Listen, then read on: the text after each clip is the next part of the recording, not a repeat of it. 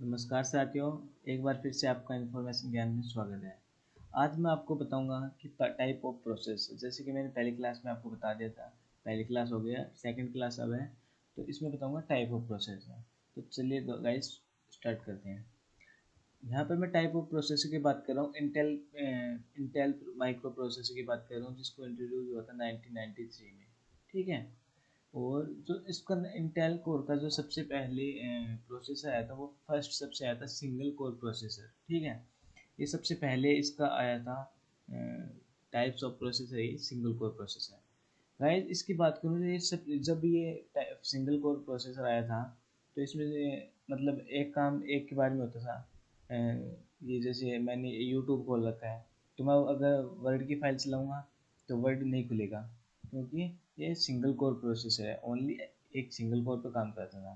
तो अब इसके बाद में क्या हुआ कि इसमें हाइपर थ्रेडिंग एक टेक्नोलॉजी हुई, जो 2002 में इसको लॉन्च किया गया। इसका मतलब ये है कि जो एक कोर है, जैसे सिंगल कोर है, इसमें एक कोर है तो वो एक्ट करेगी दो की तरह। तो जैसे अब मैं ये टेक्नोलॉजी इसमें डालने के बाद अभी ये क्या होगा कि जैसे मैंने यूट्यूब खोल रखा है, तो अब अगर वर्ड की फाइल खोलना चाहूँ तो मैं खोल सकता हूँ। ये एक्ट टू कोर एक्ट करेगा टू कोर की तरह।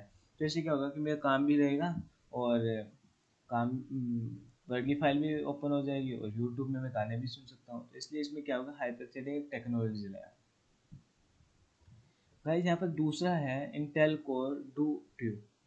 ये क्या होता है कि कोर डू और ये कोर टू कोर इसमें एक्ट करता है चार कोर की तरह। इसमें दो कोर आते हैं जो एक्ट होता है फोर कोर की तरह। और थर्ड है ड्यूल कोर प्रोसेसर। इसमें भी दो दो कोर होती है, लेकिन वो एक्ट करते हैं चार कोर की तरह। इसके बाद में गाइस आई सीरीज, यानी कि i3, i5, i7 और i9 अब आए, जो अब लेटेस्ट है वो i9 है। ठीक है। तो ये हो गया हमारा टाइप ऑफ प्रोसेसर। सबसे पहले इंटेल कोर प्रोसेसर आया, फिर इंटेल कोर डू टू आया, फिर ड्यूल कोर प्रोसेसर आया, और फिर आई सीरीज आई, i3, i5, i7 और i9। अब लेटेस्ट है वो i9। चलिए गाइस आगे चलते हैं।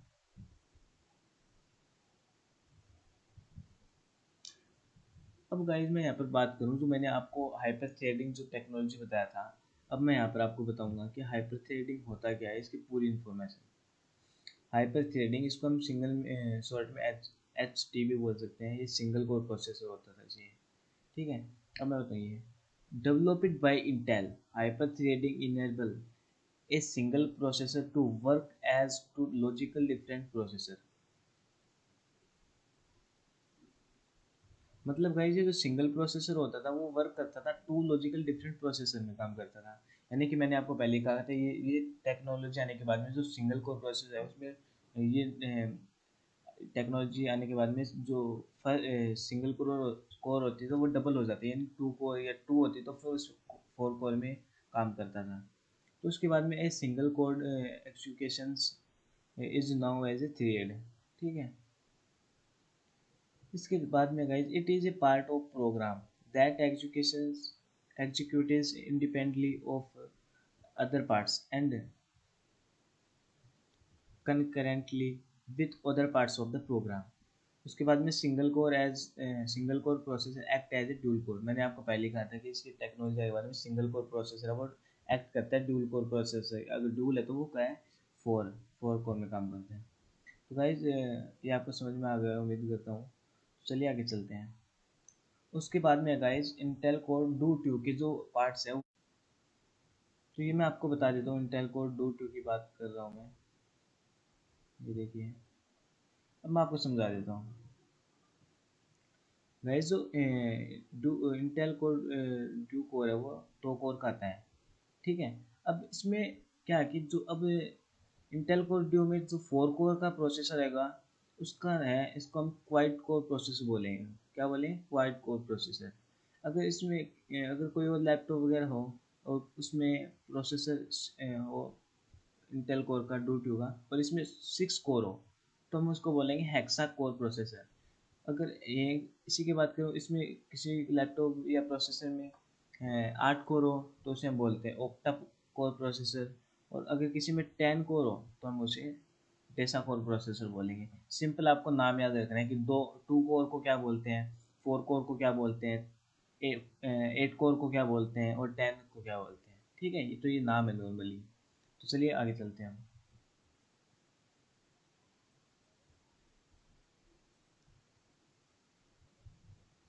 गाइस अब मैं बात करूँ ड्यूल कोर प्रोसेसर। अब इसके बारे में बता रहा हूँ आपको। Dual core processor delivery faster performance, greater energy effect की एंड मोर रिस्पॉन्सिबिलिटी मल्टीटास्किंग, यानी कि मल्टीटास्किंग प्रोसेसर है और ये फास्ट प्रोसेसर है और ये एनर्जी जनरेट करता है और इफेक्ट एनर्जी इफेक्ट करके ये मल्टीटास्किंग में हम इसको काम कर सकते हैं, ये काम कर दे सकते हैं इसको। यहाँ पर मैं इसकी सेकंड पॉइंट की बात करूँ तो it provided better processing speed है। इसकी प्रोसेसर स्पीड है वो बेटर है और मल्टीटास्किंग परफॉर्मेंस इज़ बेटर। यानी कि मल्टीटास्किंग यानी मैं इसमें यूट्यूब के गाने भी चला सकता हूँ, वर्ड की फाइल भी खोल सकता हूँ, एक्सेल भी ओपन कर सकता हूँ। इसके अलावा कोई और फाइल मुझे खोलनी है, कोई और सॉफ्टवेयर जैसे ड्रीमवेयर फोटोशॉप हो गया, तो मैं इसमें भी मल्टीटास्किंग परफॉर्मेंस। तो गाइस जब मैं तीसरे पॉइंट के बाद में बात करूँ चौथे पॉइंट, तो फोर पॉइंट है हमारा, this processor can run at a same frequency and share up to 6 MB of L2 cache and up to 1333 mega hertz है। तो ये आपको याद करनी होगी गाइस। तो डुअल कोर प्रोसेसर आपको समझ में आ गया गाइस। अब मैं बात करूँ इसमें it introduction to Nehalem architecture ने इसको इसके हम बात करेंगे गाइस कि i3 में कौन सी टेक्नोलॉजी है और i5 में कौन सी है। तो यहाँ पर गाइस बात पर करूँ मैं, i3 जो फर्स्ट जनरेशन है उसमें हाइपर थ्रेडिंग टेक्नोलॉजी है, यानी कि जैसे i3 है मेरा ड्यूल कोर का है तो उसमें एक्ट करेगा 4 कोर की तरह। ठीक है। अब i5 है उसमें ट्रिपो बूस्ट है और i7 में ट्रिपो बूस्ट टेक्नोलॉजी है, i9 में भी ट्रिपो बूस्ट टेक्नोलॉजी है। ठीक है। तो फिर इसके बाद में है the core is i3 is entry level processor. i3 को हम एंट्री लेवल प्रोसेसर बोल सकते हैं, कर सकते हैं इसमें काम। कोर इज मिडल लेवल बोलते हैं इसको, 5 को मिडल लेवल प्रोसेसर, i7 को फॉर एडवांस यूज करते हैं इसको। ठीक है भाई, i3 को एंट्री लेवल, i5 को मिडल लेवल और i7 को एडवांस यूजर यूज करते हैं। तो उसके बाद में बात करूँ मैं गाइज यहाँ पर, तो गाइज मैं बात करूँ यहाँ पर सिंपल भाषा में, मैं आपको एक चार्ट में समझाना चाहूँ तो आप देख सकते हैं। ये डेस्कटॉप है, ये कोर i3 i5 i7 और ये 9 है। ठीक है। अब मैं बात करूँ नंबर ऑफ कोर की, तो i3 में आपको पता है कि 2 कोर होते हैं, i5 में 4 कोर आते हैं, i7 में 4 आते हैं और i9 में 8 कोर। अब i3 में हाइपर थ्रेडिंग है तो वो एक्ट करेगा 4 की तरह, आपको पता है, और इनमें टर्बो बूस्ट टेक्नोलॉजी है, इनमें टर्बो बूस्ट है। ठीक है, इसमें भी टर्बो बूस्ट, इसमें भी। तो गाइस अब आपको पता है कि i3 को छोड़कर i3 को छोड़कर इन तीनों में टर्बो बूस्ट टेक्नोलॉजी और इनमें हाइपर थ्रेडिंग टेक्निक। तो मैं बात करूँ गाइस i3 की, इसकी फ्रीक्वेंसी रेंज होती है 3.4 टू 4.2 गीगा हर्ट्ज तक होती है और इसमें 2.4 से लेकर 3.8 गीगा हर्ट्ज तक इसकी फ्रीक्वेंसी रेंज होती है और ये 2.9 में टू 4.2 गीगा हर्ट्ज, और i9 की जो है इसमें फ्रीक्वेंसी रेंज 3.6। तो गाइज ये आपको याद कर लेना होगा क्योंकि ये एग्जाम की तरफ से बहुत इंपॉर्टेंट है इसकी। कि आई इसमें क्वेश्चन ऐसे पूछा जाता है कि i3 की फ्रीक्वेंसी रेंज क्या है, कैसे साइज क्या है, कैसे साइज इसका i3 का होगा 3 to 4 MB और i5 का 4 to 6 MB और i7 का 6 to 8 MB और i9 का 8 to 12 MB। तो ये आपको याद करना होगा, ये एक क्वेश्चन की, ये आपसे क्वेश्चन पूछ सकते हैं पेपर में। तो चलिए गाइज अब आप इसका स्क्रीनशॉट लीजिए, ले लीजिए और याद करिए इसको। अब गाइज मैं आगे बात करूँ फीचर्स ऑफ इंटेल प्रोसेसर कि इंटेल प्रोसेसर में कौन कौन से फीचर है, बेस्ट फीचर। तब मैं इसकी बात करूँ EIST, तो इसका फुल फॉर्म होता है इंचांड इंटेल स्पीड स्टेप टेक्नोलॉजी। और EDB की बात करूँ मैं, एग्जीक्यूट डिसेबल बिट होता है। और थर्ड फीचर है इसका इंटेल टर्बो बूस्ट टेक्नोलॉजी। और चौथा होता है स्मार्ट कैशे और 5 होता है वर्चुअलाइजेशन। चलिए अब हम इन सभी फीचर के विस्तार से चर्चा करेंगे। ये देखिएगा, तो गाइज मैं अब EIST की बात करूँ तो इसका होता है इट अलाउ द सिस्टम है to dynamically adjust processor voltage and core frequency, which can result in decreased average power consumption and decreased average heat protections। तो आपको समझ में आ गया होगा कि डायनेमिकली एडजस्ट प्रोसेसर करता है वोल्टेज को और ये पावर को कंज्यूम करता है, ये पावर को ज़्यादा कंज्यूम करता है और डिस्क्रीट एवरेज हीट प्रोसेसर ये ज़्यादा हीट भी नहीं करता, ज़्यादा पावर कंज्यूम नहीं करता। तो इसमें आपको ये फीचर बेस्ट मिलेगा। अब बात करूँ सेकंड फीचर की, ईडीबी। इस होता है it is an Intel hardware basis security feature that can help to reduce system exposure to virus and malicious code (EDB). The processor to classify areas in memory where application code can and can't execute। Guys मैं आपको यहाँ पर simple भाषा में बताऊँ कि ये एक हार्डवेयर बेस्ड सिक्योरिटी फीचर है जो एक्सपेंसिव जो वायरस होते हैं मलेशियस कोड है, जो मलेशियस कोड वगैरह और जो वायरस होता है इसको भी प्रोटेक्शन करता है, यानी जो एग्जीक्यूट नहीं करता। ये ऑलरेडी आपका वायरस को जैसे वायरस आएगा तो ये आपको नोटिफिकेशन बता देगा कि अब वायरस आ रहा है। तो ये classification area memory application can code can and can't execute, समझ गए होगा। तो यहाँ पर मैं अब थर्ड फीचर्स की बात करूँ तो वो होते हैं इंटेल टर्बो बूस्ट टेक्नोलॉजी। इसकी यहाँ पर मैं बात करूँ तो गाइस यहाँ पर ट्रबोस टेक्नोलॉजी की बात करें तो वो होता है it is one of the features that Intel has built in to latest generation Intel micro architectures. Code name इसका नीलम आर्किटेक्चर ने दिया था। It automatically allow processor codes to run faster than the best operating frequency, it's operating below power current and temperature specified limits। तो guys मैं turbo boost की बात करूँ तो ये जो ये टर्बो बूस्ट टेक्नोलॉजी है ये नीलम आर्किटेक्चर्स ने दिया था। इसका पता है कि turbo boost technology currently operating system operating blue power current temperature specified limits भी रहता है।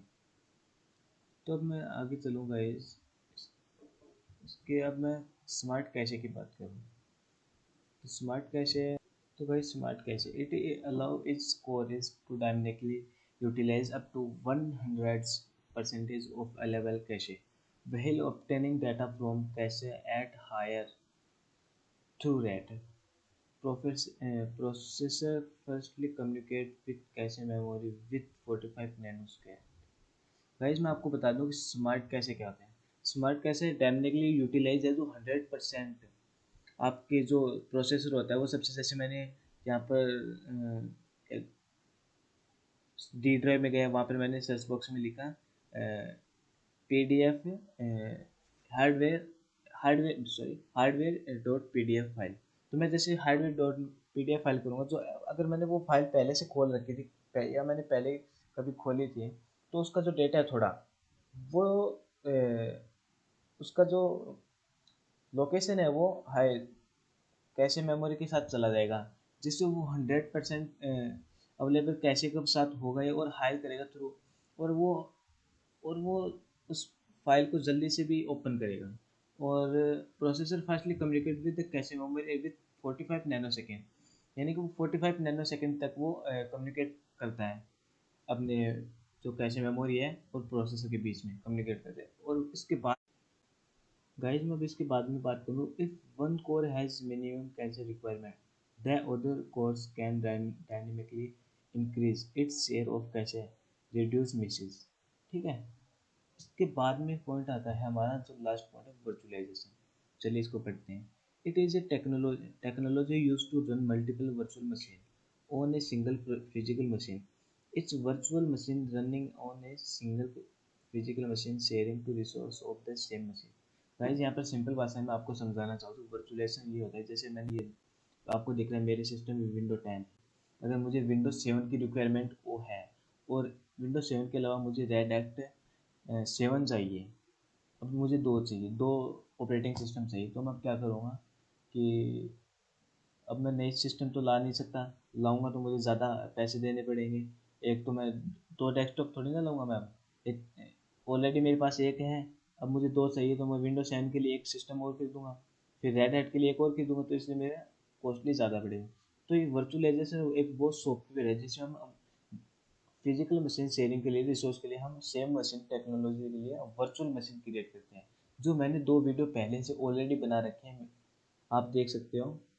और वीडियो फिर आपके एंड स्क्रीन में भी दिख जाएगा। ठीक है गाइस, और इसके बाद में मैं वर्चुअलाइजेशन का पूरी बात ओएस का जो चैप्टर होगा उसमें बताऊंगा। तो हम अब आगे चलते हैं गाइस। वर्चुअलाइजेशन क्या है? अब विंडो 10 में हाइपर वर्जन होता है, अदर हाइपर वर्जन होता है, और अदर सॉफ्टवेयर की बात करूँ वर्चुअलाइजेशन के लिए मैं, उसमें होता है वीएम वेयर और वर्चुअल बॉक्स, 2 सॉफ्टवेयर जिसमें आप वर्चुअलाइजेशन कर सकते हैं। गाइज नेक्स्ट वीडियो में बात करूंगा मैं माइक्रो प्रोसेसर सॉकेट की। फिलहाल इस वीडियो में इतना ही। वीडियो ज़्यादा लंबे नहीं होने चाहिए गाइस, छोटे क्योंकि अगर छोटे वीडियो हो गए तो आप जैसे 16-17 मिनट के तो आप आराम से देख सकते हो। तो गाइज नेक्स्ट वीडियो में बात करूँगा माइक्रो प्रोसेसर सॉकेट। गाइज ज़्यादा से ज़्यादा वीडियो शेयर करो, लाइक करो, कमेंट करो। तो मिलते हैं अगली वीडियो में guys. Thank you for watching video.